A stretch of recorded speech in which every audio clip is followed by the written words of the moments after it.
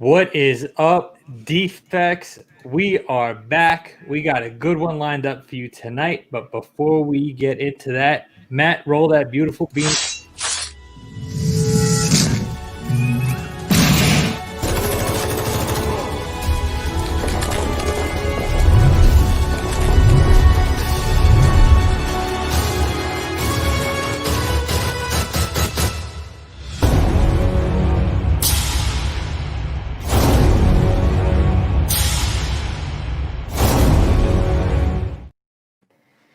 What is up, defects? Like the butcher said, we got a good show for you tonight. And you could see there's only two defects here tonight. We're a man down. Guy Forge, he's a little under the weather. He's sending his love. He said what's up. We talked to him right before we went on. So, guys, it's gonna be a good show. We're gonna try to live up to expectations without Guy being here. But we got a lot of MCU news, a little DC news. We're gonna show off some comics. So before we get totally into it, Jay, say what up to the people. What is up, defects? Glad to be back. Live shows are our thing. We're missing Guy right now. Everyone wish Guy would get well. He'll be back in no time. So without further ado, Matt, let's get into some sponsors. Yeah, let's do that. You caught me off guard. I thought you were going to keep rolling. Let me see. Who do we got first? First up, of course, you know who we're talking about. We're talking about Mutant Beaver. Okay, Canada's #1 store for exclusive variants and hot comics. Authorized CGC and CBCS dealer. They do exclusive variants, signed books, graded books. They got comic supplies. They got a monthly pull list service. And of course, you know, we got that discount code for you. Use the code DEFECTS10 to get 10% discount off your entire order. All the details, of course, are in the description of this and every video that we put out. Who do we got next, Jay? You guys already know. We got my man Erod Express comic book pressing service. Your presser's presser, guys. Erod has been a trusted member of the community for years. We all know him by now. And if you don't familiarize yourself with this guy, he submits to CGC and CBCS and passes along his 15% off grading fees, guys. Mention Defects10 and get 10% off your entire order with him. Details and links are in the description below. Guys, hit Erod up. My man works magic. That's it, boys. So, who do we got in the chat tonight? We got 59 people rocking with us. You want to check the chat? Here we go. We got my man Sith Lorley in there first. We got my man Copy 801. We got Lady Sith, the brains behind the spine ticks. We got All Strands Comics. We got Something Wong in the house. Konnichiwa, my brother. We got Six Space Comics in the house, guys. We got my man Coco Loves Chevys, guys. Check out his page for comic books. We got, this is where I fuck everything up. We got my man Sparks Comics in the house, bro. What's going on, what up, Sparks? Gryffindorf, my man. We got Dino Zanetti in the house. What is up, Dino? Guys, check his page out for awesome artwork. We got my man Dave in the cave from 3 Men in the Basement in the house. Dave, what is up, my brother? Oh, we got Comics Talk Weekly in the house, guys. Check out his YouTube channel for awesome content. He wraps up everybody in the community, basically. Who else do we got in here tonight? I seen a bunch of people as I'm scrolling down. People are jumping in left and right. Yeah, people are jumping in left and right is right. I can't even keep up. We got my man Rudy in the house. We got Deep Dive Comics in the house. We got Jeremy Latcher in the house, guys. Another awesome artist on YouTube and IG. Check him out. We got my man Gomez in the house. What is up, broski? We got Thunder House in the house. We got Austin Irvin in the house. We got Kenny Bishop. We got Starscream 69.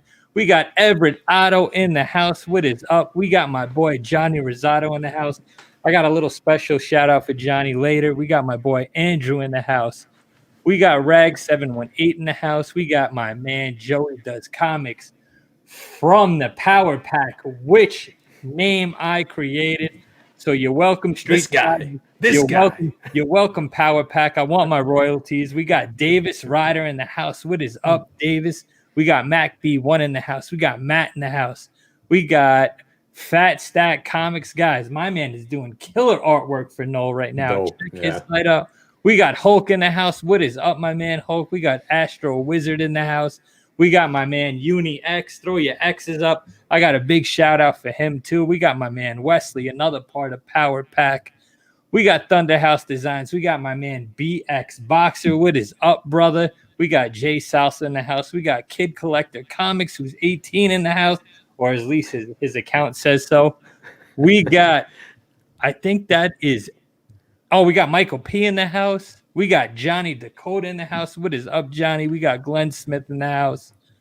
I'm running out of breath here. We got my man Wookie Fodder in the house. Josh Grav jumped in. We got my man Josh. Me and Josh are going to have something lined up for something cool. I'm going to talk to you about that, Matt. We got my man. See, I didn't even know. I'm finding out with you guys. Yeah, we got my man Sean Miller in the house. We got Jose Gonzalez. Dude, I got a big shout out for you as well. I tell you what, guys, this community is so fucking tight-knit and cool, bro. You got the occasional dickhead. We all know who those are. But for the most part, man, this community is great. We got my man Harry, old fat guy in the house. We got Michael Bedson in the house. Let's get into this. Yeah, if I missed anybody, guys, I'll catch you on the wraparound. And plus, we got a super chat from my man Dave in the Cave. Dave already knows. I have a feeling that this was a predicate to the show. I told him we were going to be Spider-Man heavy tonight. And I also got a little shout out for Dave tonight coming up later in the show. I'm going to put him on the spot a little bit for tomorrow night during his show. So he says he wants more. So you know what that means. Here we go. Make it rain on me, defects. Yeah. I can feel it. More. I haven't seen her in a while. Yo, dude, there's a little controversy with her nowadays, huh? We got my man Akuna in the house. And we got Deep Dive. Guys, hit those thumbs up. Help the defects get into that YouTube algorithm. I still can't understand what the fuck that is, but help us get into it. We got another super chat. From my man, Big E's, guys. Home of the New York Warriors. Thank you so much, brother. Hit him with one, Matt. So he's saying, where's Guy? I want to hear Nikolai. You know, you jumped in a little late. Nikolai's a little under the weather. He sends his love. And I know Big, he doesn't like covering his screen, so I'm going to give him the PG super chat. There you go. Guess what? I got a fever. And the only prescription is more cowbell.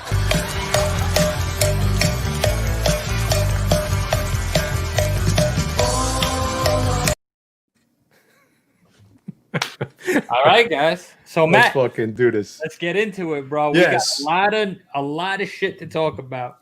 So, guys, obviously new night. We put up the poll, pause on the community page. Everybody said Wednesday night. Most of the votes came in for Wednesday night. So we're doing Wednesday nights from now on. So we got the Wednesday night press from now on, moving forward until something changes again. So right now, Wednesday nights. As you know, we missed the new comic book day show this week. I was under the weather on Monday. Guys started getting under the weather on Monday. So I'm on the mend right now. I'm not full force. We got Jay probably carrying most of the show. He just doesn't know it. Come on, these guys are taking sick days. So we're back.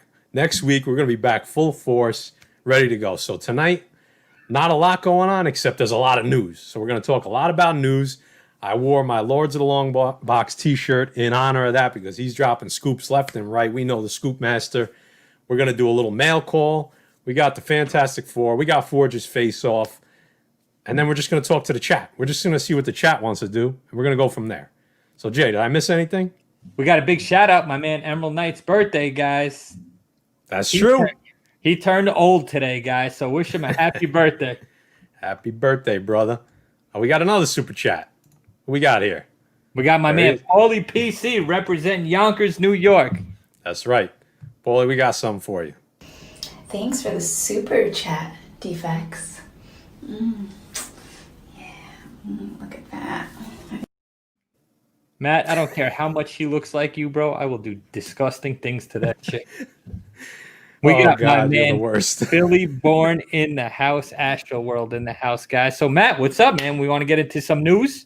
You're going to hit that news, and we're official, right? So,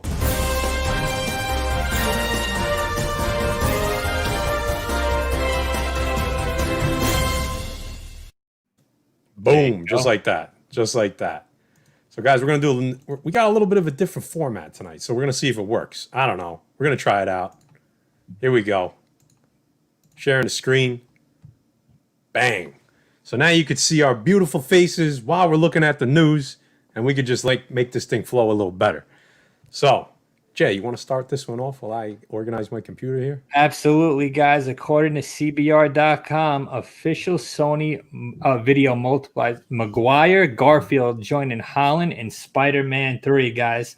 I'm sure you guys heard a ton of news today. Who the fuck isn't joining Spider-Man 3? You got everybody in this movie, guys. Marvel is they're pulling everybody out of the woodworks. Everyone's coming out of the dugout. I'm excited. I don't know how they're going to do it. I got to be honest. Like, who's not in this movie at this point, right? We said in the chat today, like, at this point, if one of us doesn't get in this movie, we're going to be disappointed. Yeah, we got Jamie Foxx is coming back as Electro. We got the 3 Spider-Men in there. I think it's going to be a lot of cameos. I think you're going to get a lot of cameos, just like quick flashes into the multiverse. I think the villains, and we're going to talk about some coming up, I think the villains are going to be what sticks. I think the Kirsten Dunst reprising her role, the Maguire, the Garfield, I think those are going to be quick cameos. I mean, this is Spider-Man's movie. He's not even going to be in it. He's going to be sharing. They're going to be fighting over screen time. That's the main thing they're going to be fighting over. Absolutely. So I don't know how they're going to do this. There's a ton of coming out. I don't know. I mean, it says officially Sony Video implies. I don't know how do you officially imply, but apparently this article saying they officially applied it. So I don't know what's going to be true, what's not going to be true, but we know there's a ton of shit going down in Spider-Man 3. And here's the next. We got a lot of Spider-Man 3 news tonight, so we're just going to keep it rolling. Right there. Melina's back, guys. I got to say, this was my favorite Spider-Man. Spider-Man 2 was fucking awesome, dude. It was a dope Doc Ock. Definitely my favorite Spider-Man, even out of the MCU ones, I love this movie. I'm glad Doc Ock is back, a pivotal Spider-Man villain. So we know we got Doc Ock. We know we got Electro. Could they be doing the Sinister Six? I hope so, because that will be so badass, guys. But there's also rumors of Venom, no? Listen, before I keep going, we got another super chat from our boy Andrew Kreckelberg. Well, if Dave in the Cave is going to jerk, and I'm going to do it too, I don't know what that means, but we're going to play a super chat. Thanks for the super chat, Defects. Look at that. And guess what? We had my buddy just roll in. Matt, who's that? Where's he at? He's in there. Oh, I scrolled up to do the super chat. My man. Oh, there he is. Did anyone see Very Gary's short hair in his last video? We could be brothers. From Very Larry's Comics. There is a twisted web of Very Larry's and Very Mary's that we're trying to get to the bottom of. Apparently now I have a bullseye on my back by Very Mary. She called me her arch nemesis because I'm trying to find out her identity. Now, Jay is actually the head of a dildo on her latest post. Cross that off my bucket list. I'm like, that is Jay's dream come true. So yeah, that's like number 4 on my bucket list. Before we keep going, we got another super chat. This time from Roger's boy, Sidney Hale, Sixth Face Comics. What up, Sid? We appreciate you always being in here. And he wants to see more cowbell. So you know what we're going to do? We're going to give him more cowbell. Guess what? I got a fever. And the only prescription is more cowbell.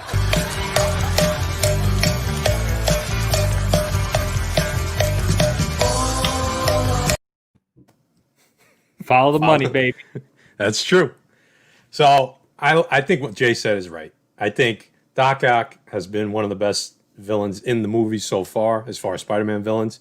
I think this could be incredible. I think you'll see him going forward, right? Again, maybe it's only a cameo in the movie, but I think they are setting up. I think we all know that, right? It's not a big surprise at this point. Oh, yeah, they're setting up the Sinister Six, and he's a huge part of it. I can't see another Doc Ock. I mean, it's like we talked about some of these characters. Like John Bernthal is the Punisher for us right now, right? Like I can't see him being anybody else, right? Jay, I mean, do you You're the other Punisher guy on this show. Is there Yeah, anybody else that it should be? Dolph Lundgren's too old, man. He was my favorite Punisher, but yeah, Bernthal is the Punisher. But there's other news that segues into that, right, Matt? There is. And because we just mentioned it, boom, this was today. Charlie Cox joined Spider-Man 3. They said they had this in the works for a while. Charlie Cox played an awesome Matt Murdock, guys. You're choking on Charlie's Cox there, Jay, a little bit. Yeah, I know I'm choking. Right? Sorry. Daredevil, as a Punisher guy, I gotta say, Daredevil was my favorite series on Netflix, especially I think it was.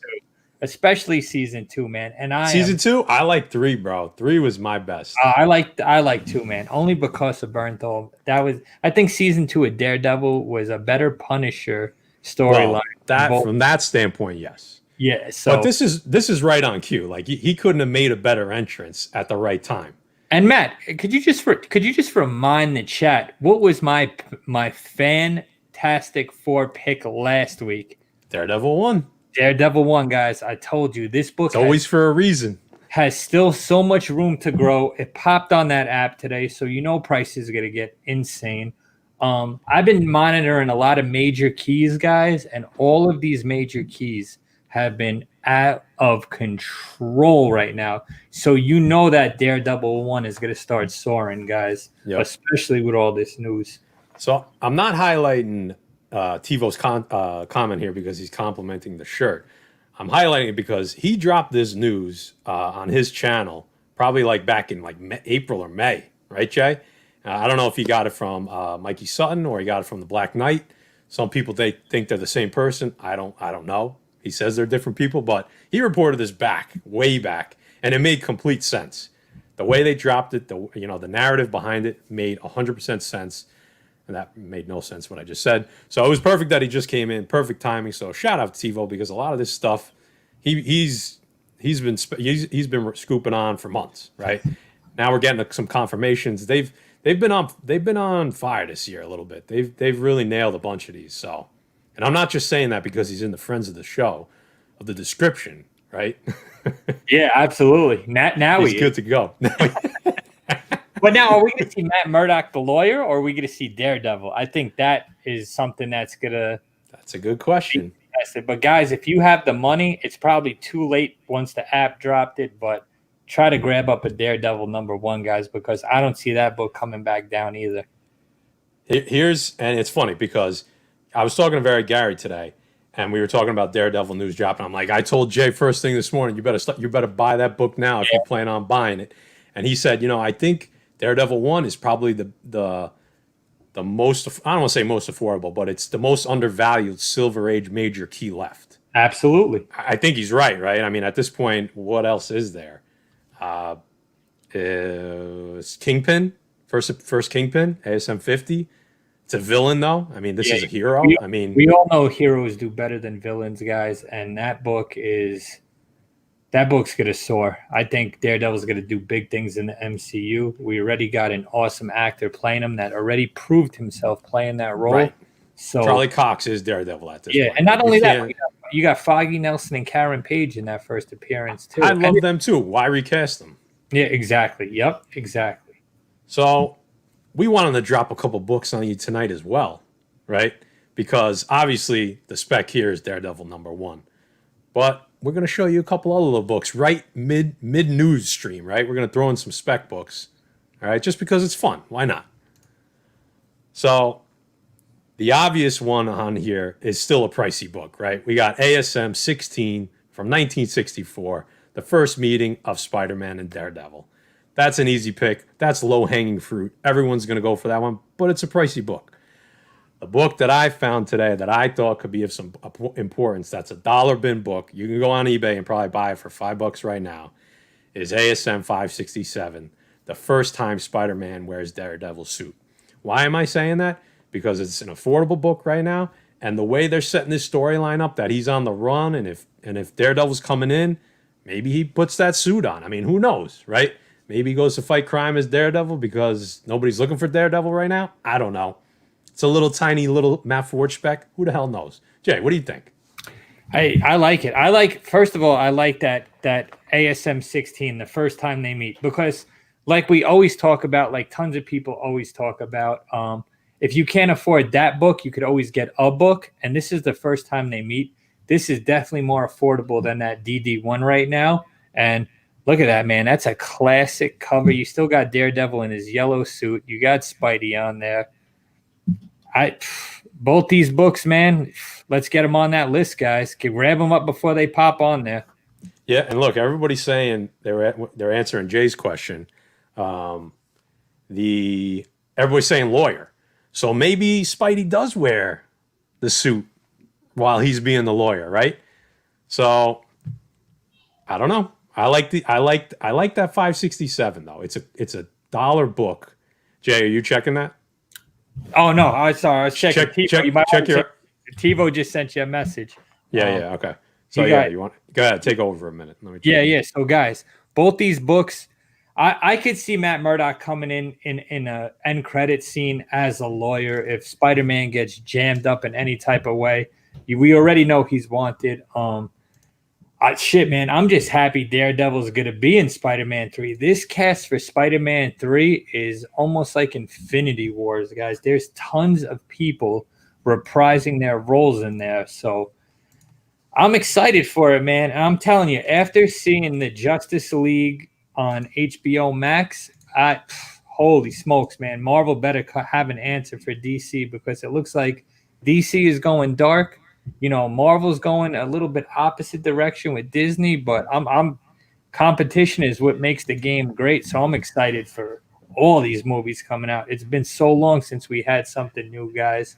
And finally, we're going to get something on Christmas. So I'm excited for all these movies as a comic book fan and as a movie fan. Hell yeah. Everyone's giving their books in the chat. We got Daredevil 158. We got people taking I seen Dave in the Cave say something about Spider-Man, shockingly. So people are liking, I like DD16, classic Ramita, of course. Joey Does Comics saying he loved Double D's. Hey, there you go. Okay. It's nice to dream when you're young, right? That's it. So, what do we got here? I think we're going to hang out on this news topic for 1 minute, because before we move off onto the next topic, I think we have somebody that's going to jump in a sec. And I like what Philly Born says. He says he wishes Elektra was wearing that yellow costume. Just saying. That would have been dope, dude, if she busted out the classic Daredevil outfit for that Daredevil 25 when she takes over, guys. But that book was also good. I don't think that book has legs, though, because, they already solicited 27. And it's done. It's done. It's done. But that was nice while it lasted. It was nice. And I guess people are saying, actually, the first appearance is going to be in King in Black 1 because it happened earlier on in the book. Yep. Is that what people are saying? Well, it could be, and Matty Forge pointed that out. Man, I can't believe I missed that on King in Black. You were excited, bro. Reading that, you had to read that book like 3 times to really see everything, because we were pumped reading. And we got more to talk about that later on. So we got Joey doesn't like Daredevil 25 for some reason. Okay. All right. Hold on. All right, we're gonna move ahead here. We're gonna come back to some Daredevil news, but right now we're gonna go on to the next news article. We got a bunch, because you guys know there was just shit coming out left and right, from Marvel, from DC. So let's go to the next thing real quick. Bang! We got a big one here, and this was about a week ago. Hawkeye Variety. I don't know if it was Variety. Yeah, Variety. I got the news article right there. Basically, they added 6 members to the cast. So you got Avengers 19, First Swordsman. You got Daredevil number 9. You got First Echo there. That everyone's been specking on that for a little bit. Of course, Inhumans number 5 has been a spec book for a while, but we didn't know Yelena Belova was going to show up in that series. Apparently she is. Hawkeye number 9 from 2013. That's the first character that they call the Clown. We know some of those in the community, unfortunately. You got Hawkeye number 7. First Eleanor Bishop. I think that's Kate Bishop's mother, if I'm not mistaken. And Daredevil number 10 from 2000, First Crazy Horse, and that is Echo's father. And so we left out a shitload. We left out Pizza the dog. I did. I left out the dog because that was on a different. That got posted a few days earlier. I was just focusing on this article in particular here. But we got a ton of news on Hawkeye, and it's so funny because Guy and I'll bring Guy in, even though he's not here.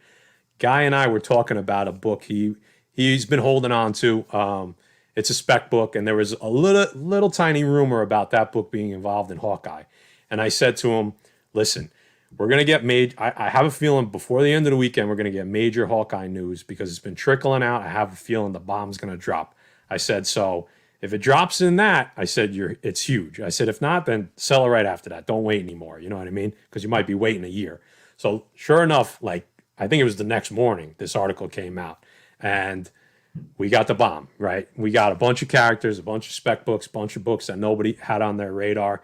Thankfully, I grabbed Swordsman a couple months ago. I kind of read the tea leaves on that one. Maybe I got a little lucky. I always say it's better to be lucky than good. Absolutely. So, Jay, what do you think about this? We're just going to keep getting news like this or what? Dude, I'm the most excited about the Inhumans 5 because I just got one back in 9/8. Yeah, and I think Belova has the most legs out of all these characters because we already know she's going to be on the Hawkeye show. Not only that, she's going to be in the Black Widow movie, and she's going to move forward as the Black Widow. So that's a book that you still might be able to get on the cheap, guys, but that book is definitely rising. Avengers 19, the first Swordsman, that's a classic Avengers cover. We got the first Echo. That got hot about 6 months ago, right, Matt? Maybe the beginning of maybe a little less. Yeah, somewhere in that area. Everybody was looking for that book. But again, guys, I'm excited, man. Hawkeye, it's going to be an awesome, awesome series. And I'm pumped for all these shows and all these movies, but especially for that Inhumans 5. Mac B. Usually we drop those major characters. Listen, you got it. You get these books, these second and these little minor keys have been heating up like crazy. We'd be crazy not to start talking about them, right? Because people want to know, what do I buy? So we're throwing some books on the screen for you guys. Come on now. That's it. So another one, that Inhumans 5, I think Jay's spot on. That book, I think, is just going to keep going. So don't wait. Like maybe there's going to be a little lull, and it might be right now. Because like Jay said, me and Jay had this conversation months ago. I said to him, get this book now because she's going to be Black Widow. Yep. This is not a one and done character. Yep. You don't bring a character on like Florence Pugh to make her one and done. She is going forward into phase 5, phase 6 probably. So that's a book. It started off at like 100, when they started talking about the Black Widow movie, it was like 150 in a 9/8. It went up to like 200. 300, it came back. I don't think it hit 300. But once Marvel kind of came out and said that going forward, she's Black Widow, that book at some point, I think it was 400 for a 9/8. I think it's cooled off a little bit. But imagine, it's going to go to 400 and probably more. So, and I'm sure that's a book you could still find out in the wild. I think you can. I think you can. Yeah. And it's tough. That's a tough book, though. The problem is the difference between a raw near mint copy and a 9/8 is huge because it's such a hard book to get a 9/8. But Jay just got one. I got one. He just got one. Thank you, Erod. I paid $40 for a raw copy that Matt found for me. And Erod worked his magic, and now it's in a 9/8 slab, guys. So I am pumped about that. And that's a book I'm probably going to keep in the PC, guys, because, I think a lot of people are hating on the Black Widow trailer. I think that's going to be a dope action-packed movie, so I'm excited for it. Hell yeah. I think I'm pumped. I can't believe anybody's hating on any comic book movie right now because we haven't had one in so long. At this point, I could care less if they re-release fucking Green Lantern. I'd go and watch it probably. Yeah, absolutely. Absolutely. So what's going on in the chat? You want to check into the chat real quick? Yeah, we got who else? We got Ken Solo that just joined us. We got my man Amazing Murfinator. We got, if they do, Echo could be a big character, guys. And she was casted a while ago. They had rumors of someone playing her, just the character description. So everybody in the community hopped on that, and they started getting that first appearance of Echo. There was a debate whether it was number 9 and number 10, right, Matt? But it looks like the money book is number 9 for that. I think it's number 9, yeah. So Michael P. is laughing at the lantern. I still watch Green Lantern when it's I'll on. fucking watch it. Yeah, yeah, absolutely. I can't wait for HBO series to come out, man. That's going to be something else. I think, dude, I'm excited for everything. I said it. That was almost a perfect segue. Yeah, We got one news story in between. Well, so let's hit this one first. Got to show some Star Wars love, okay? Yep.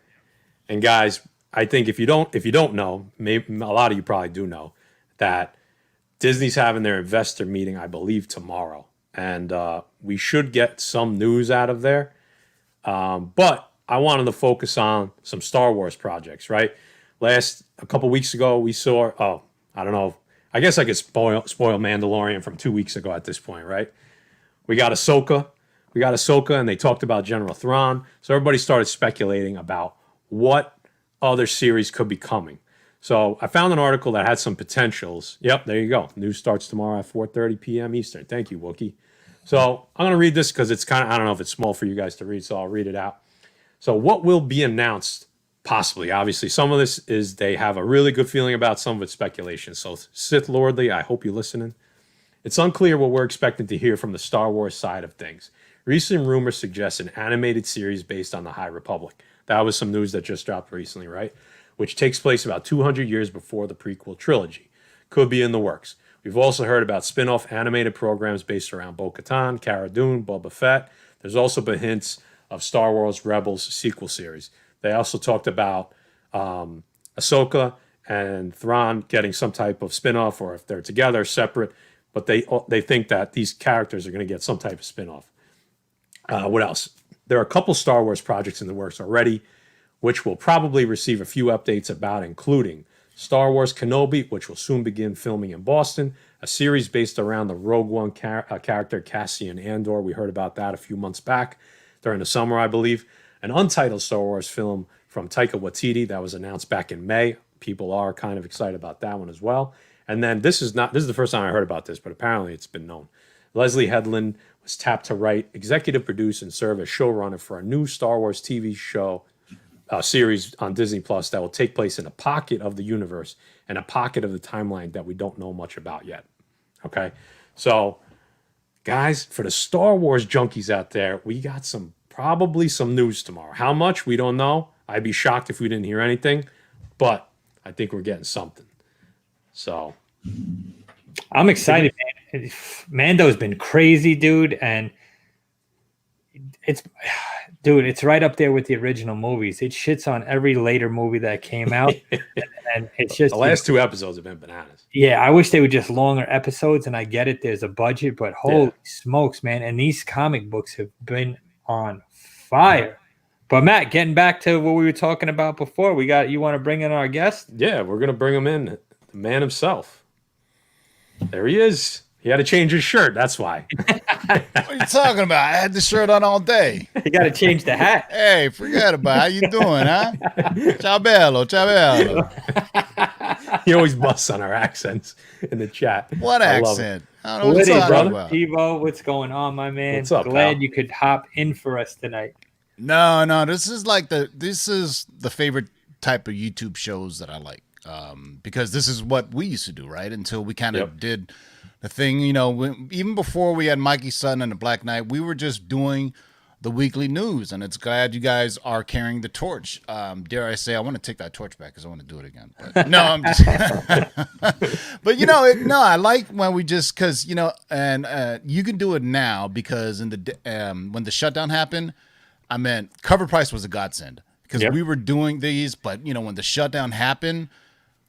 There was no dried news, up a little bit, right? Yeah. Dried up, and now it's opening up again. And shout out to the guys at Cover Price. I had reached out to them a year, like months before that. Hey, we need to work together. And then finally something came together, and thank God that was a lifeline for the channel for it to keep going. Because I was thinking, man, what are we gonna do? This has been kind of our bread and butter for a while, and I'm glad you guys are doing it because it's my favorite kind of thing, man. I mean, other shows that just talk about comic books. That's perfectly fine. That's kind of what we do now, but. I have a passion for movies and comic books. Well, now especially, Tim, it's your time to, not that you don't shine all the time, but now it's your time to shine with all this movie news coming back because I know you got the hookups there and that's your thing, man. Yeah, and our thing is we get it information when it's in its infancy. So a lot of people poo-poo on what we say because it's not going to happen. I was like, well, just wait a year, and it's like, exactly. But the reason why I started doing that show is for people like us, because for the average moviegoer or scooper or THR, Hollywood Reporter, all those, it's the news. But when we hear something like this happens, immediately what pops in our head? Let me go see what comic book is related to Yep, this. absolutely. And before we talk about what you guys were just talking about, and I'm going to put this out there, and I'm not pushing spec or anything. Have you guys talked about True Blood yet? No, I saw you post that today, though. Okay, so True Blood is being rebooted for HBO Max. And if you've been paying attention to 2020, regardless of what the intellectual property is, people will look, let me see if there's a comic book related to that. I mean, we just had the Toxic Avenger on our cover price top 10. Yep. Absolutely nothing to do with it, but that's just the way collectors are nowadays. And believe it or not, there's an IDW True Blood comic that had tons of covers done by J. Scott Campbell. So I'm not saying go out and buy it. I don't push stuff. I'm just, that's why the cover price comes out like a week after, so we could look back and be like, well, what were people buying? What were people looking at? And so, it's cool. So, what I wanted to talk about was the Spider-Man stuff, the Into the Spider-Verse stuff. Cause it was even before 4 or 5 months ago. I think it was a year ago. And when we first started talking about that, they were looking at doing and I first talked about this in August of 2019. And that was before they knew what was going to happen with Daredevil. And we got the word that Marvel is getting a lawyer for Peter Parker. Right. Yep. And at that time, it was Jennifer Walters. Right. Perhaps not, She-Hulk Jennifer Walters.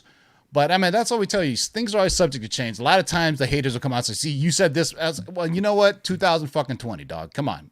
Shit happens. Things shit change. changes. Yeah. So the word we got first was, she was going to be his lawyer. But then the rights for Daredevil came out. So here's how, if everything had gone according to plan and I think nothing was delayed back, I think it would have been Jennifer Walters. And this was in August of 2019 when we had heard about that.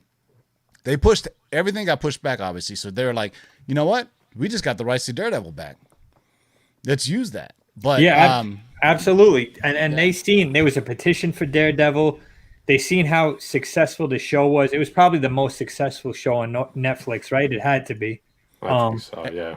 And I agree with, I think it was Matt. Season 3 was my favorite. Oh, so yes.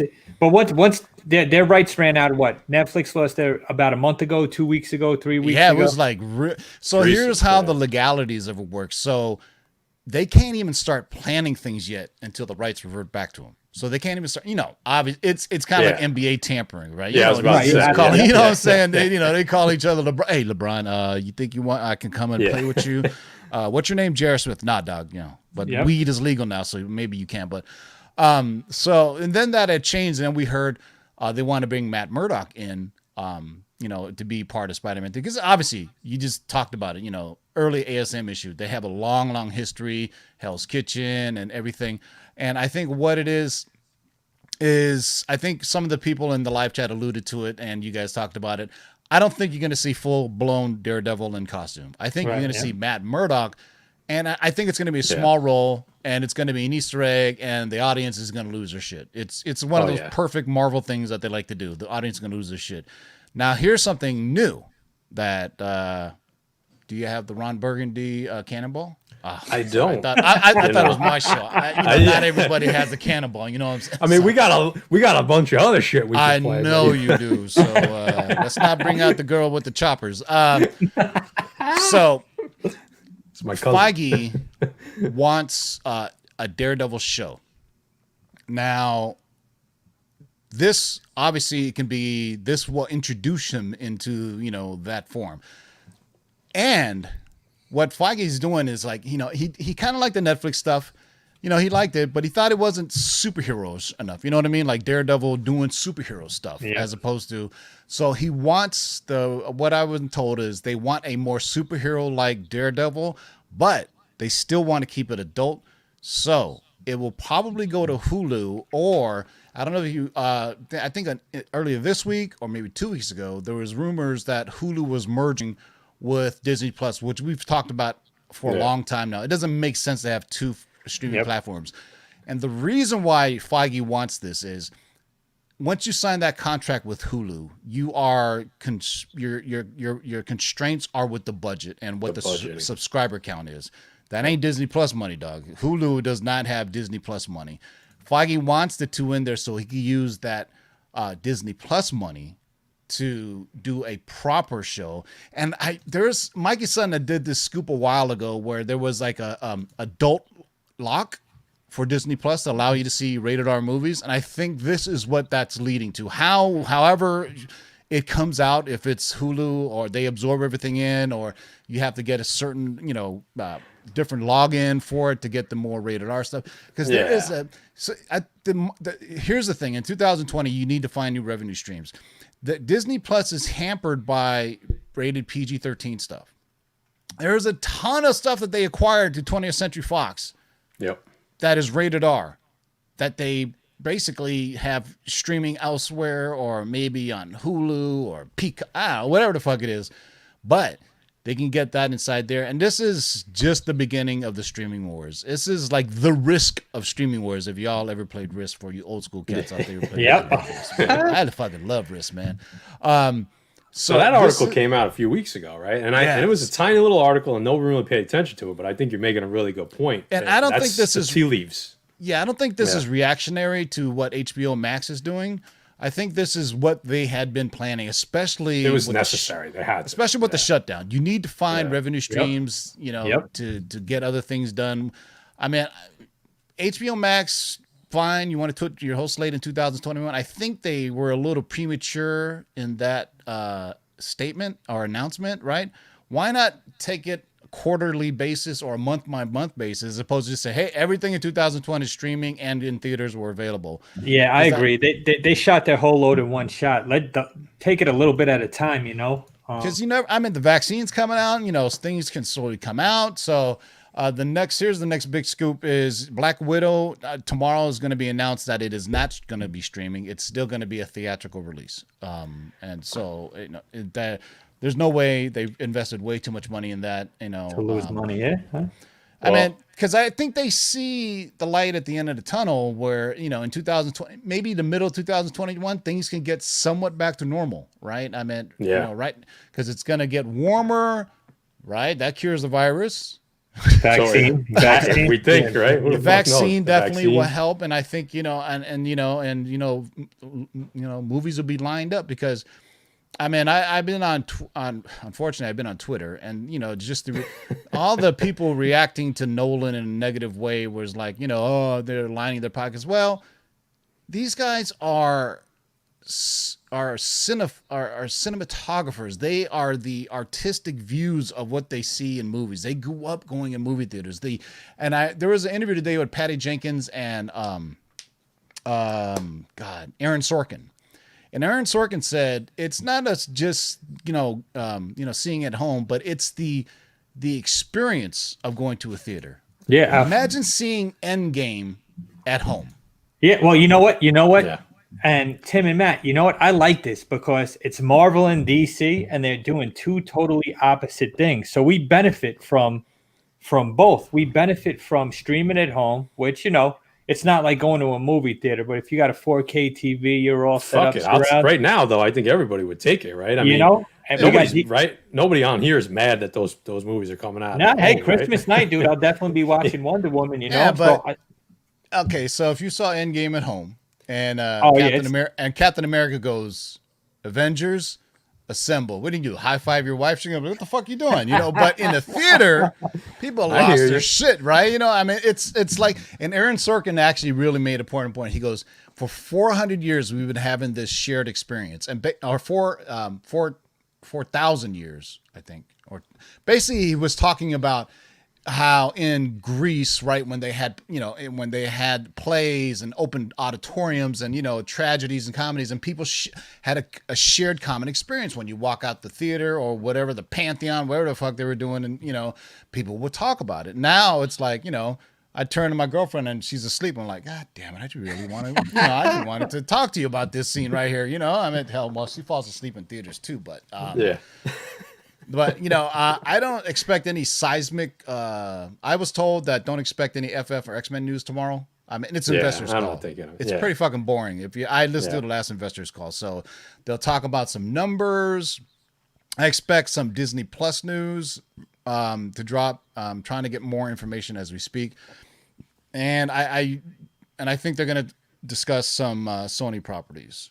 There you go, guys. We will have a There you go. scoop for on Saturday. You heard it from the man himself. That's it. So since we're talking about this was kind of the next news story, so we'll just kind of bounce through it quick.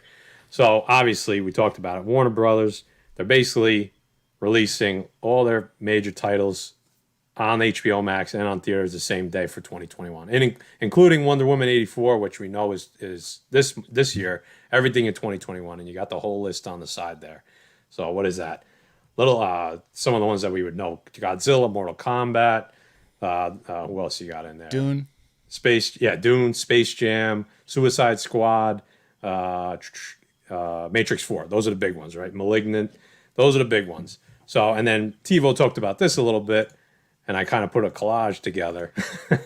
You got all the backlash, right? Yep. All the backlash. You got lawsuits. You got Christopher Nolan, like TiVo alluded to.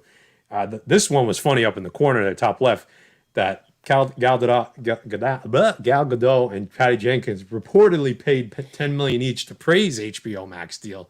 You got theaters like AMC basically denouncing, HBO Max. So we talked about this a little bit already, but obviously I think we know the answer. Do you think this is going to change Marvel's stance? And I think we all agree that's a no.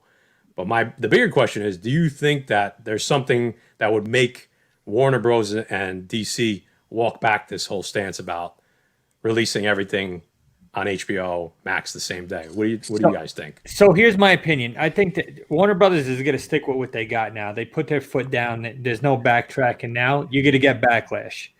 Just like when Tim said Black Widow is going to be released in theaters, they also are going to catch backlash for this, because then you're going to have the opposite side of the spectrum saying, oh, theaters aren't safe. It's going to be a while. So no matter what you do, you're going to get fucking backlash. So, hey, it is what it is. Yeah, well, I think what's going to happen is, here's how. If you read the article from Variety, or I think it was a Hollywood Reporter, it was excellent because she was really in depth with what she said, and it's on the creative side. What's going to happen is, Warner Brothers used to be a very creator-friendly studio, right? Meaning for directors and actors and whatnot to do whatever, from big tentpole movies to little, indie films and their different imprints that they have for Fox. So the threat that they see right now is they could potentially lose Nolan and other directors. Are like, look, my vision is for it to be on the big screen. I don't have a problem with you delaying it. And the other thing was when the actors got wind of Gal Gadot and Patty Jenkins' payout. We're talking about Will Smith and Margot Robbie and all these other big actors. Like, wait a second, where's our pay? Yeah. So I'm looking at this model like, all right, so you got some more subscribers. How many more payouts are you going to have to do? And the ROI, return on investment, it's got to be, you're either going to have to raise the prices for HBO Max subscribers, or something's going to change, because I don't see how they sustain this model, or they go to a pay model like they did with Mulan.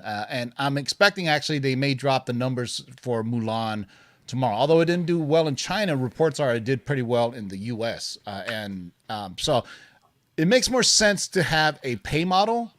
Okay, if you were to say, if I was a director or producer of a film, and it's not just the directors and producers, we're talking the entire cast, because this is how this announcement affects everything else in the 2021 slate. The films that are still in production, if you know your film costs $150 million to make and you're not going to be able to recoup that, what do you do? Because, we're talking thousands of people are on. Just sit back and read the damn credits. We all done it for Marvel movies. Yeah, There are thousands of people. Okay, so you're in a middle production, like, say, Dune or what have you, Matrix 4, And you're saying, wait a second, man, how am I going to recoup all the costs on this? Am I going to have to lay off more people? And, and everybody's like saying, oh, they're Hollywood. Well, you know what about the union guys that are working there, the craft services, they don't get paid a ton of money. So it has a large rippling effect. It's not just, oh, I can sit home and do it. And the person who made this decision was part of AT&T. It wasn't part of Warner Brothers. It came from AT&T, who has no understanding of how the movie business works. And there's multi layers to this because they didn't tell anybody. They just announced it and then they put out fires afterwards. So, to me, it'd be maybe get together on a Zoom call, which everybody else is on nowadays, and tell, hey guys, we're going to be releasing all the slate of 2021 on HBO Max and simultaneously in theaters, which probably means, I don't know where at this point right now. I don't know where you can see a movie in America at all. Maybe Europe, maybe I think China. I think they all. Let's say nowhere here, not by us at least. So they could have done it better, but here's where the AT&T suits really don't understand is when you put a high definition, possibly 4K version of this on the streaming service, it will be pirated immediately. It'll be on people's Fire Sticks 2 hours after the movie is released. That's what that's what I meant. Like they thought piracy is over. No, now some dude doesn't have to sit in a theater with a camcorder. He could just, or whatever the hell, people are using. They've gotten a lot better at clearing it up. I'll tell you that. They've gotten a lot better at it, but there's still a ton of ways around it. Now, I don't know if I don't want to get too much detail, but now they have like these little pay services for pirating. You pay a little bit of money and you have access to these high quality streams that are not heavily used. So there's no buffering and shit like that. So it's not called Cody, but it's I don't want to start using names. Can I say it? Yeah, it's an add-on. It's an add-on to Fire Stick or Android, and it has, I'm telling you, like real debrid. Exactly. As soon as a movie comes on a streaming service, it's on there. Like that, and if your bandwidth can handle it, it can stream 1080p. I mean, it's kind of amazing. It could stream 4K actually, and if you have the bandwidth. I tried it; it just buffered the shit out of it. So it was like, I'll just 720p is fine for me. But that's it. I mean, but what's interesting is it's being pushed by. I don't know if you guys have any of these people in your live chat, but the Snyder Cut cultists. That is a very interesting cult, and they were all for streaming and support Zack Snyder, and they all came out and were bashing Nolan, because of HBO Max and what HBO Max is doing.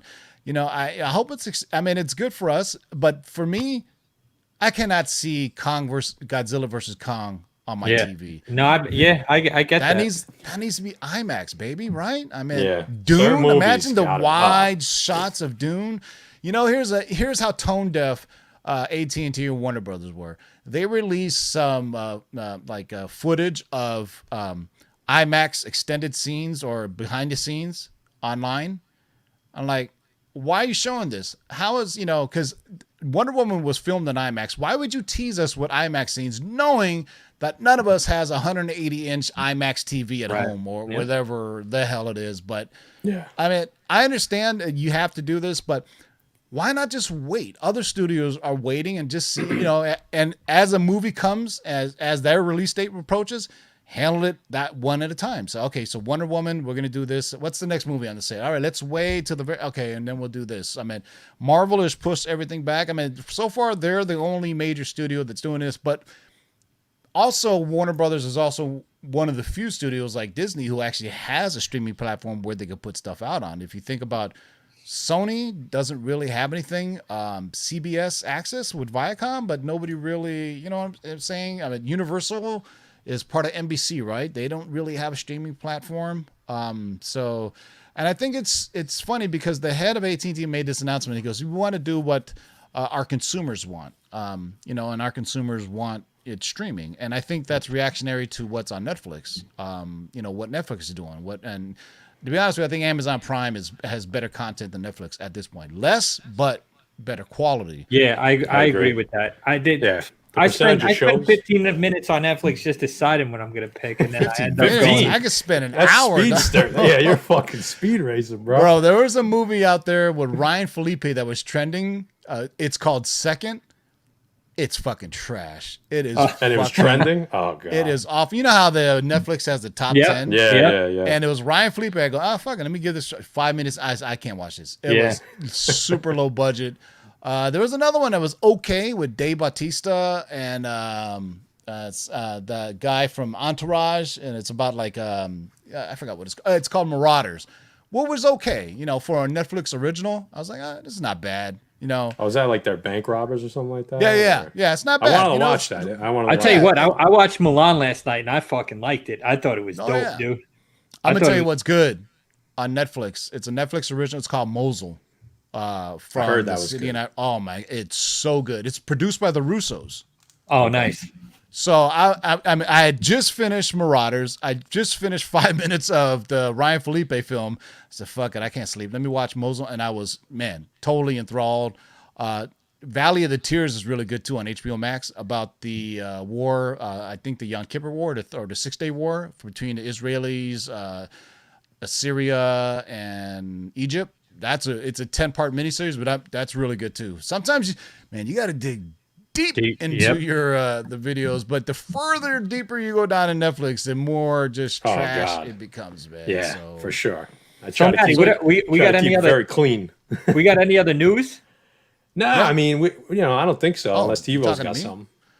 I just may, but you're gonna have to watch on Saturday. Yeah, there you go. See? But I will tease you. I will tease you though. We have Give us a little exclusive. We have it's an old school. It's an old school video, man. It's a live show. It's one of those where we have a scoop with a long-term spec list. Nice. I like it. And I'll just tell you, it's vampire related. Okay. All right. It starts with an M. Fuck it, it's Morbius, okay?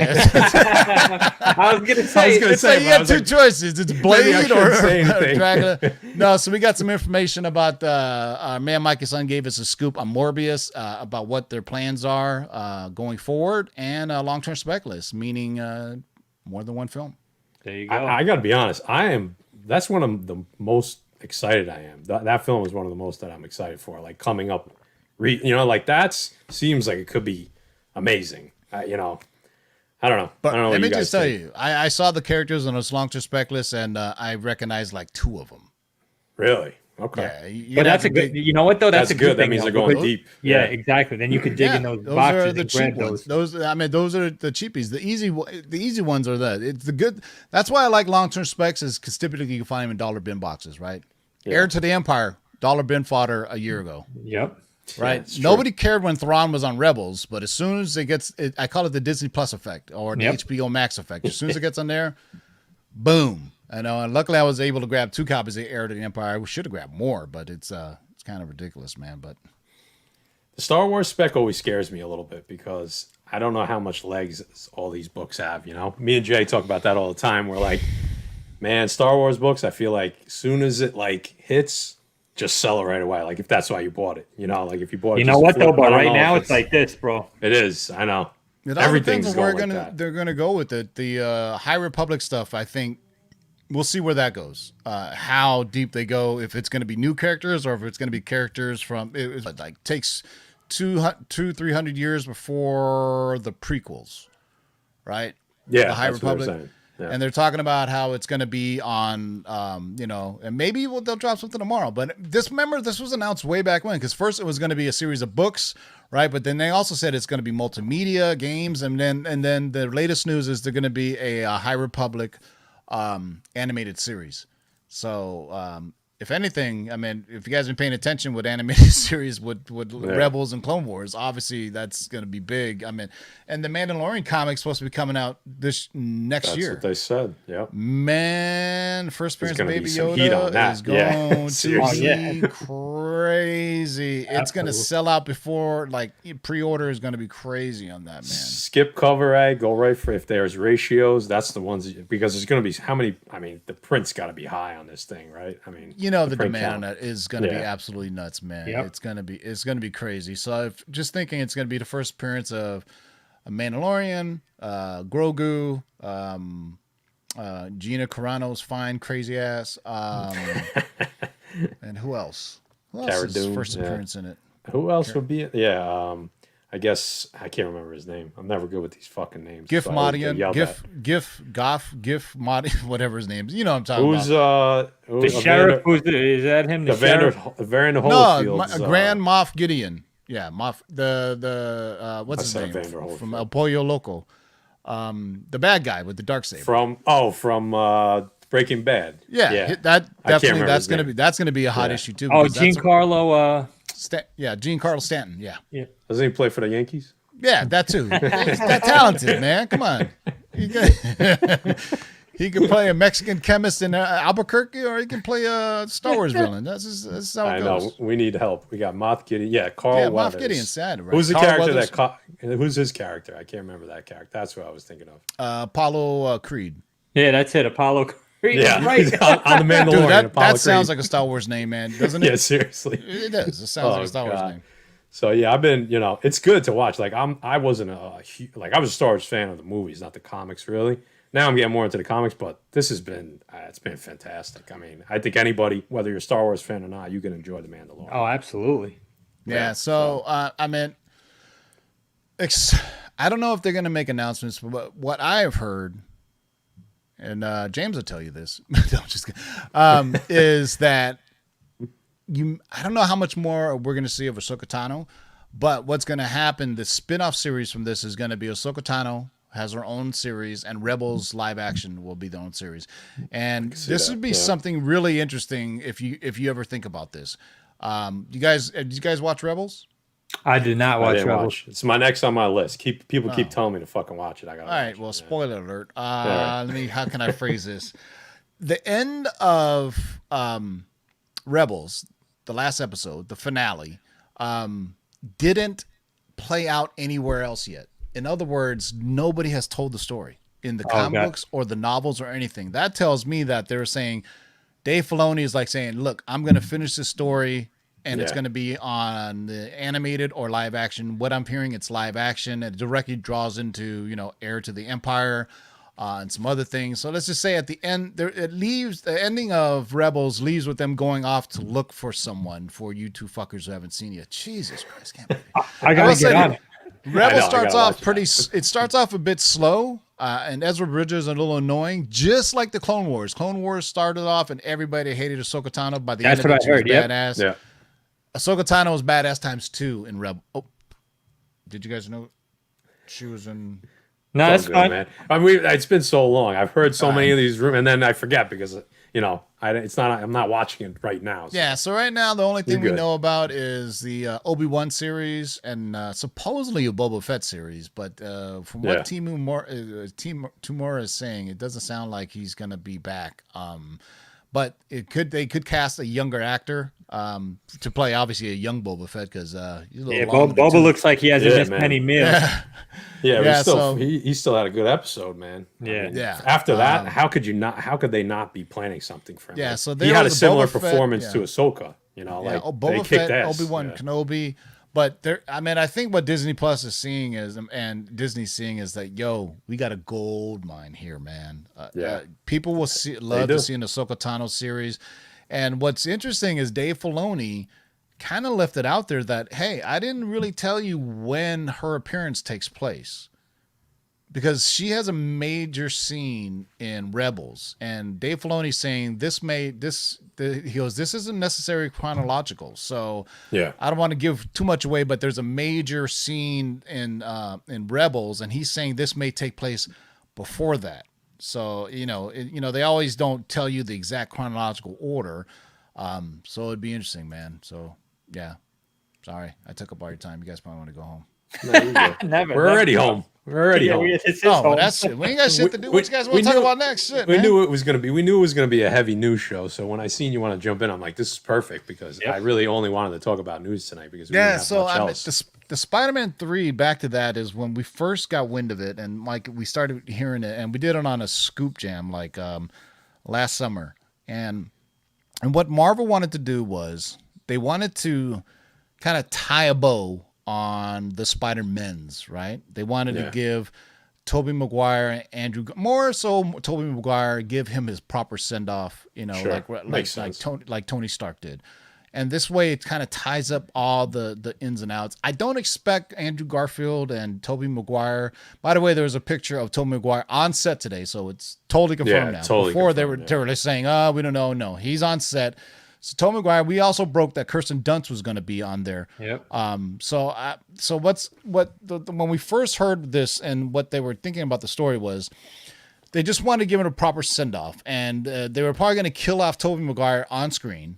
And give that emotional resonance of him departing like Tony Stark did. Because let's be honest, the Sony, at least the first two Sony Spider-Man movies, some of the best films in all of comic book films. The third one, I would argue like Spider-Man 2 is top 5 of all comic book movies. Yeah, that's what I said before. Spider-Man 2 is a dope comic book movie, man. Yeah. It started the train rolling for what we have today, right? It did.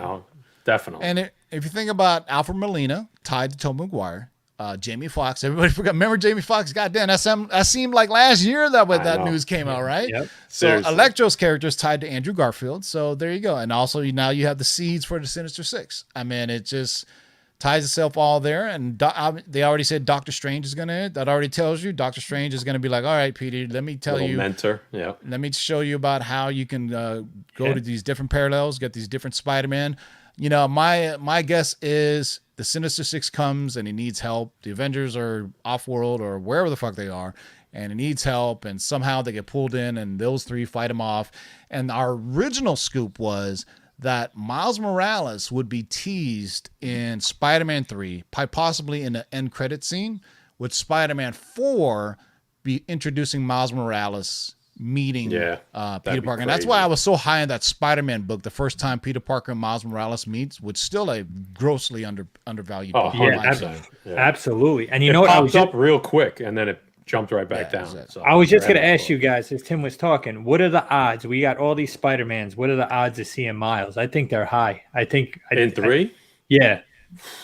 I think you'll see Easter egg. Like, did you play the PS4 Spider-Man? Yes. And how you were introduced to Miles? Yes. I think that's how you'll be introduced to Miles and Spider-Man, because it's already a jam-packed movie, but it's another one of those things. Matt Murdock, this is my attorney. Crowd will go nuts. Hey, who's this kid? Miles Morales? Crowd will go nuts, and set up for Spider-Man 4, which, they obviously know that's the huge thing. They see the PS5 game, how it's blowing up. They see how Into the Spider-Verse animated movie blew up. It's only a matter of time. You got some crazy guy buying Marvel Preview 95 for $7,000-$8,000 for a preview book. So, oh man. So Joey, I think you're a little late on that one. Yeah, exactly. You think? Yeah, man.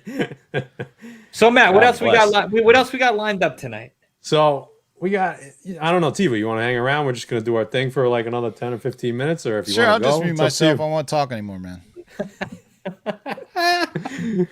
No, we love the news, man. That was actually perfect. That was a perfect segue into what we were talking about. He actually muted himself. All right, so what do you want to do, Jay? You want to do the face off real quick? Yeah, we'll do a face off, and we'll get Tim's opinion on it as well. Yeah, might as well. So we wanted to do this face off a couple weeks ago, but we had to shelf it. So we got the official graphic. We got Forge's face off, right? So if Guy were here, he'd be telling you that basically we take a couple covers from a book that we like. Usually they're store variants, and this week we actually have a couple just Marvel variants along with the store variants, and we just kind of bullshit about them. We vote on which ones we like, and we pick a winner. There's nothing real scientific about it. So we wanted to do King in Black 2 weeks ago, but we had too much shit going on in the show because Erod was on with us. So we picked some King in Black covers, and we let Jay pick them because he's the King in Black guy. So Jay, take us home here. What do we got? Wait, before that, Tim, did you read King in Black? Because there's mixed reviews on it, but for the most part, I think everyone seems to have enjoyed the book. Yeah, I've read part of it. I got the gist of it, but don't worry about it. Spoil away. Hey, so fucking mixed reviews. Who's giving mixed reviews? I heard a couple of negative things. But first, guys, we got the like King an Amazon Black review. You're never gonna get them all good. Come on. We got the Jae Hung Lee Marvel variant. Dope cover. We got the Mayor comic. What's that? The Comic Man exclusive. Yep. Realistic cover, not my favorite. We got the Peach Marvel variant. I'm not a big Peach fan, but I am feeling that cover, man. I really like that cover. And then we got the Delato Scorpions comic exclusive, which is fire. But if I have to pick one, and you guys, I said it before, you guys are gonna crucify me for this. I really like that Peach Momoka. I think that's a dope Noel cover, man. You've been hanging off the fucking low-hanging peaches lately, man. I'm telling you right now. Your opinion is now null and void. Yes. Tim, he's been beating up Momoko for like the last 3 months, and now the last 3 shows he's been giving her love. I think he's got a fucking deal with her. There was a Momoko variant that came out today for an indie book. It was a some type of Conan book. She did a variant for. I don't know if a lot of people know that. And I think all of her indie stuff is going to become more expensive because she's got that exclusive. We've been talking about this, because she got that today. exclusive It's a variant Marvel. for like Conan, Daughters of Cimmerian. That's right. I did see that. Yeah. I didn't pay much attention. I think that's Shannon Mayer one is the dopest. I like Shannon Mayer. So we got one. We got one for one. I do agree that Momoko did a good cover here. It's way better than the first Venom / Null cover she did. What was that? Venom 27. Yeah, Null looks like it looked like they were in a relationship. They looked like they were gonna fuck. Yeah. I don't like what Delato did on this one. I think I love his work. He's one of my favorite artists. I just don't like what he did there. The Lee variant's dope. The Mare variant's dope. Oh man, this is tough. Fuck. I can't pick the Peach too. I think I'm gonna have to go with the Mare. I like the Mare because you know what, one. you can see him, and it's the it's Jan a different Lee take. one is kind of dark. You really can't see dark. the character. I mean, I like that one too, and I like red covers. So I'm not feeling the Delato one either. That's no. Yeah. It's something about it. I love his work. A lot of his covers man, have it's got you guys a speck on there. There From Hellstrom on that little dude's head. There you go. Hey, did you guys even watch Hellstrom? Did you guys I watch did. Hellstrom? I thought it was pretty good. You know what? For Hulu, it wasn't bad at all, man. If you're a fan of horror, peep it out. What else you got to watch? Shit. My girlfriend even liked it. She's like, I like the show. And then towards the end, she's like, the acting was horrible. I'm like, yeah, it felt like a comic book, to be honest with you. It kind of felt like a little cheesy. Satana did a great job. She was the best. She did. In it, I liked it. I gotta watch but it. yeah, Damon Hellstrom, he was a little wooden. Yeah, I don't think. He had up and downs. It was like at some points, but I like the show overall. Like I tell people it's worth the watch. I mean, it was entertaining. It was a good story. I think the storyline was great. The fucking acting was great. official end of Jeff Loeb's reign at Marvel TV. That's the last thing he did. That was it, right? Yep. But so we got Feige. We got Feige. So in Feige we trust, right? Yep. Are we going to see a Hellstrom season 2? I doubt it. They might tie it in at some point to something, right? Ghost Rider or something along those lines. It'll be rebooted. But it'll be Feige will take control of it. And I think he'll want to bring more the supernatural elements of Damon Hellstrom, and the Midnight Suns was a big thing that they were planning. So like I said, man, into the multiverse of madness and all the weird supernatural shit. I mean, that's why heavy spec on all the supernatural and horror characters. I think that's a area that if or when Disney and Hulu merge, that man, Kevin Feige has a new sandbox he could play with and tell different stories. Joey, we never told you to buy the book, but at the same time, they never actually told you what the fucking symbol was for. They mentioned it. They never said what it had to do with. So you should have bought the first Jigsaw comic. You should have done. That's what is there a Jigsaw comic? Shit, I'm trying to think. Probably seriously. Is, man. So we got some books that we're gonna pick, right, Jay? We got a couple of what do we got here? Hold on.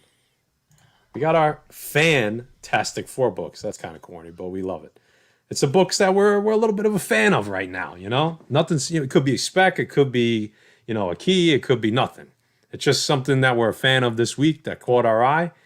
And we usually have 3 and then a group pick. But Guy was out tonight, so me and Jay picked 2 each. So at the end, maybe TiVo can throw 1 in. So let me see. Let me share the screen here. Jay's going to go first. Jay, tell them about this one. Not a great picture, but there's not a lot of pictures of this out there.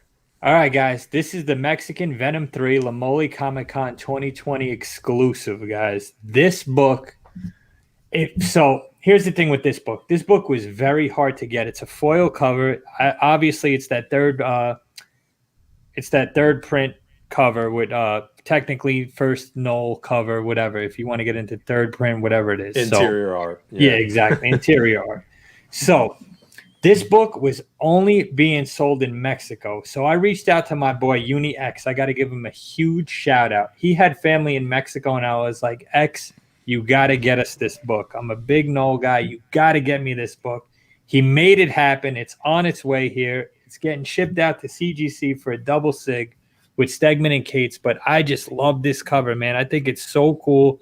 I think like that hologram foil cover is awesome, and it was cheap. If you bought it from Mexico, dude, it was like $4 a copy. So how could you go wrong? They're on eBay right now. They're going for $100 plus for a near mint copy, and you could grab a dented up, dinged up copy for like $40, guys. But that's the cheapest you will find this book on eBay. There you go. Yeah, I mean, I tried to get one as well. I couldn't get it. They weren't shipping outside of, like Jay said, they weren't shipping to the United States, so. You can't buy everything. That's what I tell everybody. You can't buy every fucking book. So there you go. UniX says $7.99. Yeah, I was $4 off. Jay, tell them about your next book here. So my next book, guys, we talked about it. If we talk about comic books, we talked about Daredevil 1. It's a pricey book. Think about long term. Daredevil's coming into the MCU in Spider-Man 3. Think outside the box a little bit. First appearance of Elektra, guys. She's going to pop in Daredevil eventually. Kingpin's going to pop. A whole bunch of characters are going to ride this coattail. So I'm picking first appearance of Elektra because if Daredevil's coming in, eventually Elektra's going to come in. Who knows if they're going to do a Shadowland type of storyline with Daredevil eventually. But, I'm thinking he's long-term, and so are his characters. So that's my second pick, guys. There you go. Yeah, I think that's a good pick because it's an undervalued book, and I think not anymore. It's been spiking going up because of Daredevil 25. Yeah, I mean, that'll cool off. It's gonna, that spec that thing was dead on arrival. People were just reaching for something to spec on, man. I can't believe how much that book sold for. So. Which we did talk about during our new comic book day show from CSI. Little shameless plug there. I learned that one from TiVo. Yeah, and even you could grab a book on the cheap, like first appearance of what's Purple Man now. You think they'll bring him into the MCU? Number Maybe 3. Not because he was done already. First and stick. Jessica Jones. I think Bullseye definitely. Oh yeah, Bullseye. Yeah. I think the character that played Bullseye in the show was great. Oh, yeah. That's why I like season 3, man. I thought season 3 was dope. Yeah. All right. Had better martial arts action than fucking Iron Fist. Oh, dude. hell yeah. Iron Fist was some of those terrible. scenes were incredible. Like that prison scene, right? You talk Finn about Jones that all is the time. a curly-haired fuck, man. We heard you're the fucking lead of his fan club, though. Don't fucking lie. That's right. Ever since he was on Game of Thrones getting it in the ass. Yeah. He's the moderator. He's the moderator on the fan club forum. All right, guys. My first pick, this one's a shout out to Dave in the Cave. And I'm going to give a little bit about this, but then I'm going to put it on him for his show tomorrow night. That he's going to give you all the information on this book. So, Amazing Spider-Man 667, the Del Otto 1 in 100. For those of you that don't know, this fucking book is a ghost. Yes, okay? It is. Yep. It was a supremely underprinted issue, right? Everyone bought up issue 666. Nothing happened. And then all of a sudden they brought out like a 1 in 100 right after that. Nobody bought this book. They just sold a copy of this on IG. I don't know if anybody follows Elite Comics on IG. He's a big broker on IG. They did a big sale. This book in a 9.8 goes between 15 and 20,000. Wow. There's no significance to this book other than it is a fucking ghost. So, Dave in the Cave, if you're still in here, and he is because I just seen him, I'm going to leave this on you to give the official details of this book on tomorrow's show. So we're throwing it over to you for tomorrow. So I hope you bring your A game for when you're on. Tell us a little bit more about this book because he'll give you all the details. He knows everything about this book. It's a dope cover though. I will give it that, but I'm not paying 15 or 20,000 for it. Oh God. All right, my next book, a little bit of a spec book. TiVo, I don't know if you know anything about this. Machine Man #7, first appearance of the Power Broker. I think I spelt that wrong. I did. I put Brocker. So I spelled that. Josh Grav shockingly has that book. Yeah, we're not fucking surprised by that. So the Power Broker, guys, is, if you did a little bit of reading, you'd know that John Walker got the new Captain America or U.S. agent got his powers from the Power Broker Inc.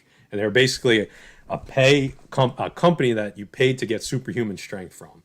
Okay, and there was another team in the Marvel universe called the Grapplers that were kind of mentioned for Falcon and Winter Soldier. They would tie into the Power Broker. So a really cheap book, Machine Man #7. Could be something, could be nothing, but I figured why not drop it? There's a little bit of connection there. I don't know if they're going to retcon, the origin of where what's his name, John Walker gets his power from. Are they going to say that the government gave it to him to replace Captain America, or are they going to just that he showed up with them, and then this is kind of the dark force behind it, the Power Broker Inc. behind it? So I heard a couple little tiny articles out there about this. They mentioned it. I did a little bit of reading, and it kind of made sense, so I throw it up here. I don't know, Tivo, you hear anything about Power Broker or Brocker, as I wrote there? No. Okay, so there you go. So we don't know. So we don't know how John. Am I saying his name right? I keep saying John Walker. That's his name, right? U.S. agent. Yeah. Falcon and Winter Soldier. Yeah. There's just a like USA agent #1 that they just relaunched. Oh, there you go. So maybe it's a spec, maybe not. It's a cheap book, so I figure why not throw it up. I bought a couple copies of it on the cheap, so that's my pick. Those are my 2 picks for tonight. I had to throw in an older book, because I threw in a new book, so that was all I had. I was reaching this week. That's it. Yeah, I grabbed it.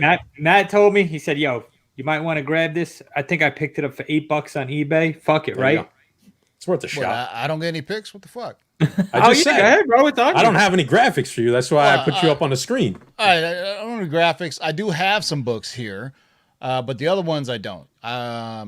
First one is, and I talked about this in our show, and I think it's going to blow up. It's Lucky the Pizza Dog, by far.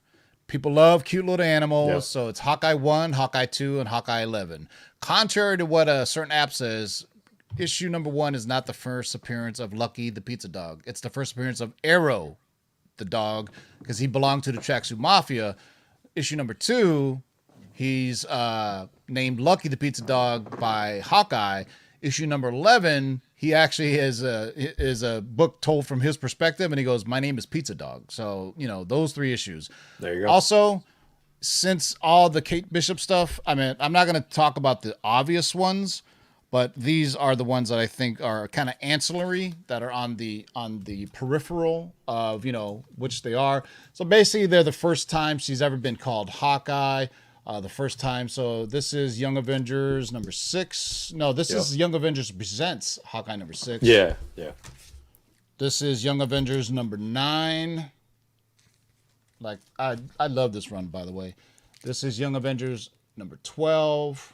These are all key issues for Young Avengers as well as Kate Bishop. I think this is the first time also as well on this double one. Spec. That's a double spec right there, right? And this one, I love this. Jim Chung is one of my favorite artists. Yeah, that's a dope cover, man. Yeah, that one is incredible.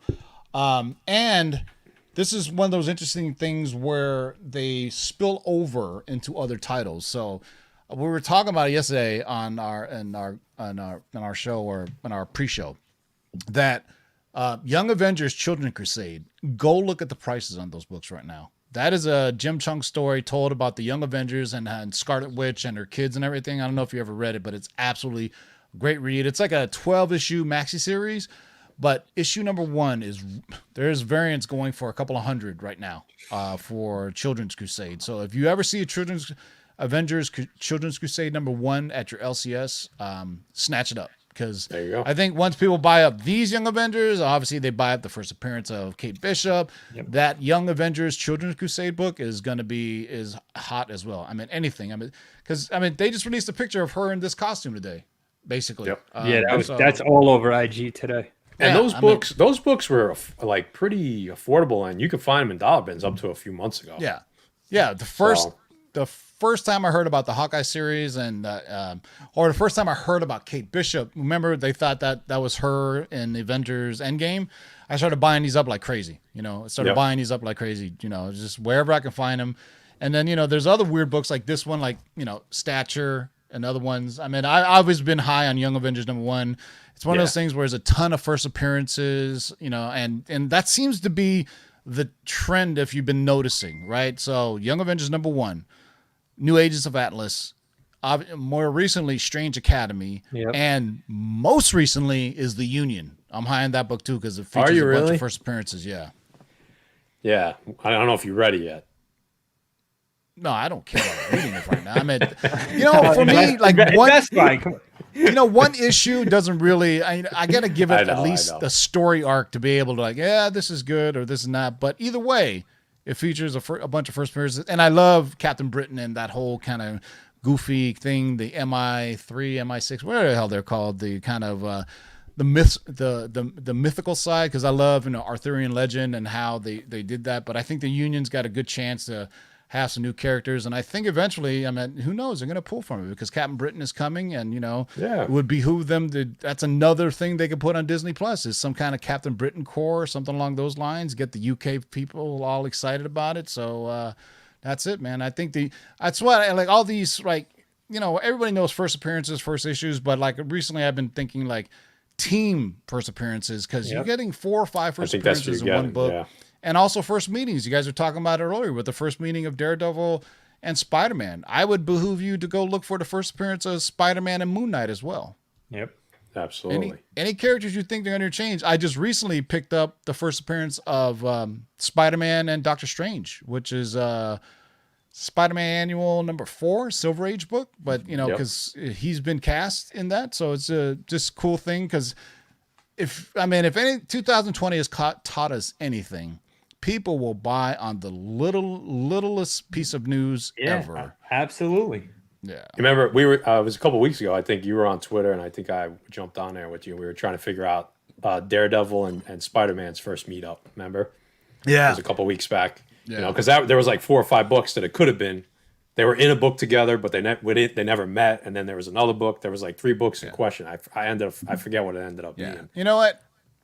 Don't anybody can figure out what the first appearance is. Be like me and Maddie and try to figure out the fucking first meeting. It's hard to just Google first meeting. You know what I mean? You got to go deep in the weeds to figure out what the first meeting is on certain characters, man. Like the Moon Knight, it was either Moon Knight and Spider-Man or Moon Knight and Iron Fist, whenever they first met. And it was shocking to me that was like, it was in the 80s. It's amazing how some of these characters have never met until later on. You know what I mean? So, especially how, like, obviously the easiest ones are when, the FF met the Avengers or the X-Men meet the Avengers, some of those things. First it was very I was talking about that. Some dude in the comment section, he goes, you guys need to get over that Corona book already and stop crying about it. I'm like, he's probably got 10 of them. He's probably got like 10 of them. It's going to be at the end of the year as the fucking donkeys of the year, man. It's like, it's stupid to, I don't know if I can say their name, but why not? We don't care here. It's not. You're not on your channel. Yeah. Fucking Young Defects. Say whatever you want. There was an article written on GoGalect.com, and they said, and they talked about the importance of Corona because of the pandemic that we're in, and he drew the comparison that 10 years from now, this book will be looked back on like the Spider-Man Black issue because of 9/11. And I was like, what the fuck? Did you just compare, it's a character named Corona to a book that is held up on a pedestal because of whatever we had just gone through and the tribute paid to all the first responders and the people we lost. And, that when you see that black cover for Amazing Spider-Man, is it 30, 36? Which one is it? Amazing Spider-Man? Legacy number is no, it's Amazing Spider-Man. I believe it's 36, Tivo. Yeah. So all black cover, you immediately know what that is. There's also I think there's also a Captain America homage cover, and those are the books that are indelible and ingrained in our memories. 10 years from now, when you see the cover of the first Corona, you won't know anything about it. It'll be right back in those dollar bins. Hey, listen, you need content, right? You got to write something in a fucking article once in a Well, while. I'm going to make I a guess they comic ran book, out. and the character's name is going to be COVID. So there you go. There you go. Immediate spec book. Bang. Yeah, whoever wrote that article should find the nearest cliff and jump. There you go, Dave. Dave in the cave dropping knowledge. There you go. Oh God. So I think I'm trying to see. Do we got anything else? I think that's about it. You know what? Actually, I'm going to say one thing. Since TiVo's on here too, I think it's good. I was going to say this, but I'm going to press somebody right now, Jay. Oh, hold on. So Before you know. Okay, I got some shit to show off real quick from. You want to show some stuff? Let me do fuck this it. real quick. Yeah, we'll press him first. Go ahead. We're an hour and a half in. I don't know. We got 88 people hanging with us. So let's see. Don't get pressed, guys.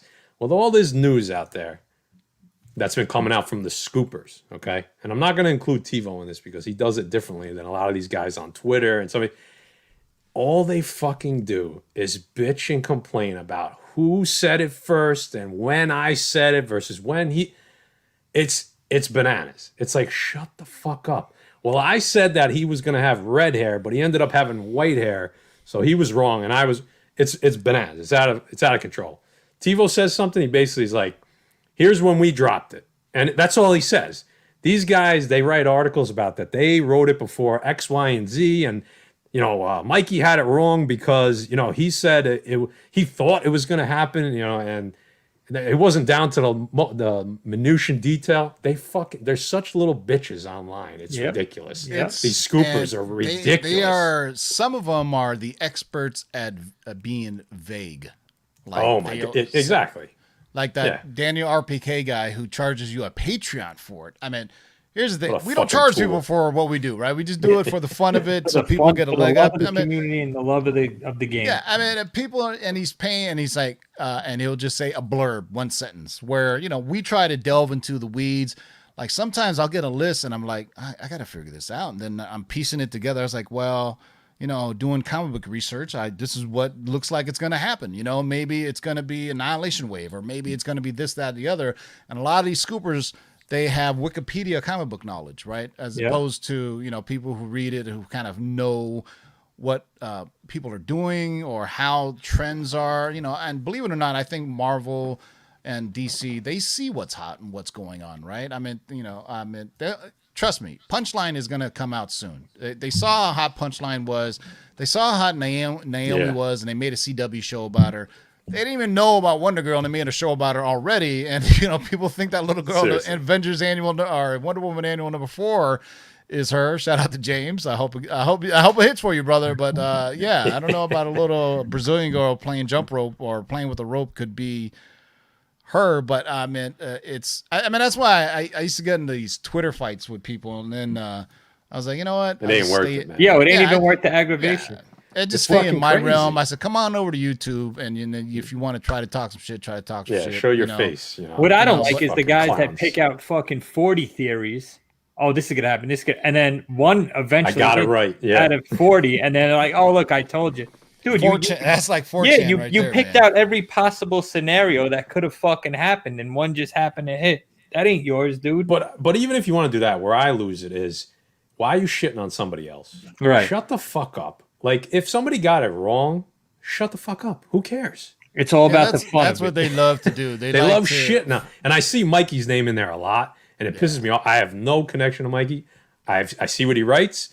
I know he's a good guy. And they just shit on him because they're like, oh, he's wrong. Oh, he always says he said this, but he never said it. Meanwhile, I'm like, I watched the report where he fucking said it. So you tell me he didn't say it. But stop putting people's names in your mouth. You want to say you were right? Fine. You want to say somebody else is wrong? Shut the fuck up. Nobody cares, okay? I think that's why Twitter was invented. Yep. Yeah, seriously. But I found the block button to be liberating on Twitter. You know what I mean? As soon as I did that, I was like, out of sight, out of mind, fuck off. Let me post some pictures of my puppy, my dog, and maybe some weird shit. There it is. Something viral. But it's, I mean, at one point, I was so stressed. I was, this is like what you were saying, because I was like, wait a second, we dropped this. Why aren't we getting credit for it? Right. Is I was beefing with like big dudes on Twitter, Charles Murphy of Murphyverse, Daniel RPK, Tool. Geeks Worldwide, that fat fuck from MCU Cosmic who had a nervous breakdown. and it's just like Just shit on every scoop. Tell them why Fuck you're it, I mad, don't T-Bo. care. Let it out, Tell them bro. why you're mad. And after a while, I just fuck them. Come into my realm. Come into YouTube. Come into Instagram. You guys can have your twatters on Twitter or whatever. And then I felt betrayed because then the comic book community turned on me. I won't say who, but I mean, certain people were just like, taking our stuff and putting it on their app and not giving us credit. And I was like, wait a second, you guys are our comic book people. Aren't you guys supposed to be, all propping us up saying, hey, people in the comic book community got it right. It wasn't some Twitter guy or something like that. Right. So it's supposed to be a family, right? We're supposed to be a fucking family. So let's try. Let's at least try once in a while. Nah. So we just stayed in our own lane, did our thing, and that's what it is. So there's channels I fuck with: Pressable Defects, Spine Ticks, NY Warriors, the Comic Core, Comic Book Fanatics, if they ever come back. The certain channels I fuck with, and then the other ones. What I don't appreciate is like some of these guys who gotten their YouTube channels really big, and not saying I helped them get there or whatever, and they don't fuck with smaller channels, right? I mean, they look for bigger channels because they want to grow and grow and grow, right? But like me, I love coming on shows. Nobody ever invites me though. I'm just kidding. I was just on Stay Puft Show and we just talked about R&B and funk and hip old school music because I love music too. I was like, if you want to talk about music, I'll come in. We didn't talk a damn thing about comic books. We just talked about music. I'll come on Pressable Defects, Spine Ticks. I've been on NY Warriors, and I'm busy, but every now and then I get the itch and I'm like, something is talking about, but I like to, we got to prop up the smaller channels so everybody can get up, you know what I'm saying? And instead of just looking to that's like me saying, I only want to go fuck with this channel because it has 100,000 subs. Yeah. And I find that, and I've done scoops with like Cosmic Wonder, and he's actually a cool guy. He invited me to be in his podcast. Cosmic Wonder's good, yeah. Yeah, Cosmic Wonder's cool. Warren, I know him, and I'm going to be on his podcast. But and he typically will give credit. But there's another channel called Everything Always who wouldn't even credit me because he goes because that was when my channel was taken down. He's like, "Why your channel get taken down?" I was like, "I don't know." He goes, "Well, I don't know if we feel comfortable with that." I was, "Well, fucking kick rocks then. I don't fucking need you. Fuck your free PS4. You're never going to give that shit away." Jay, what do you got? Maybe that's how I can build a channel, man. You ever see these channels? See how you can win a new PS4 or a new PS5. It just keeps man. going. It just forever keeps and ever. going. I'm thinking, man, did anybody ever win that thing, or is it the same one that's going on and on, man? But oh God, Jay, what do you got to show off while you're doing that? I got a couple of shout outs before we wrap it up, guys. You guys all know I've been looking for a PS5, and members of the community reached out trying to help me out. My man Johnny Rosado in the chat right now. This guy gave me absolutely every scoop possible to get a PS5. I fucking couldn't get it done, dude. It was impossible. I just gave up. Which brings me on to my next man, Spidey's Powdered Tumblers, guys. Check him out for awesome tumblers. My man won a PS5 on a raffle and was generous enough to hook me up for it at cost, guys. And that meant so much to me. And I don't know this guy. I know him from the YouTube community. I never met him in real life. And just for the community to be that tight-knit and everybody looking out, I give a big shout-out to him, and I cannot wait for this thing to get here because I will probably be off YouTube for about 2 to 3 weeks playing this machine. This guy's going to get the Rona on purpose. Yeah, I'm trying to get the Rona on purpose so I could stay home and just play. So, what game did you get? I got the Miles game, and my wife got me Call of Duty. I'm not a big online player, but I will play the story mode. I get too frustrated online, but I'm same here. I'm so looking forward to that Miles game, and I'm so looking forward to that Cyberpunk game. I'm really, really excited. Is that the one with Keanu Reeves? Yeah, it looks awesome. There's Jose Gonzalez, Spidey Tumblers on IG. Go check him out. He does awesome work. He made our tumblers. T-Bo, I don't know if you hit him up yet. He makes sick. He custom powder coats anything you want. He's ridiculous. I need one of those. Yeah, I need my drink. Spidey powder tumblers on IG. It's so the next guys. Next, I like to find different stuff. I found Lewis, the clay guy, who does awesome little sculptures. I have another guest coming on that's going to do something really cool. And I found Cons _ customs, guys. So I'm from New York. I need a pair of Air Force Ones. My man does custom Air Force Ones. He does a custom box for me, which was pretty awesome. So I had to get some Punisher kicks for Cons if they ever come back. So my man hooked me up. I let him take the round. He hooked him up. He's from the UK. Check these out. Custom Air Force Ones with the Punisher sign. Got the bullet hole in it. It got the blood splatter. So Nice. guys, check him out. If you want further, guys, these are so these shoes are about $100 with nothing done to them. He has great prices, and he did a kick-ass job, man, to wear at Comic-Con. I like that. So I I like figured that. I'd give him a shout out. And if you need further information, just hit me on IG and I could give you his link. On to the next. I was going to show books off, but fuck it, right?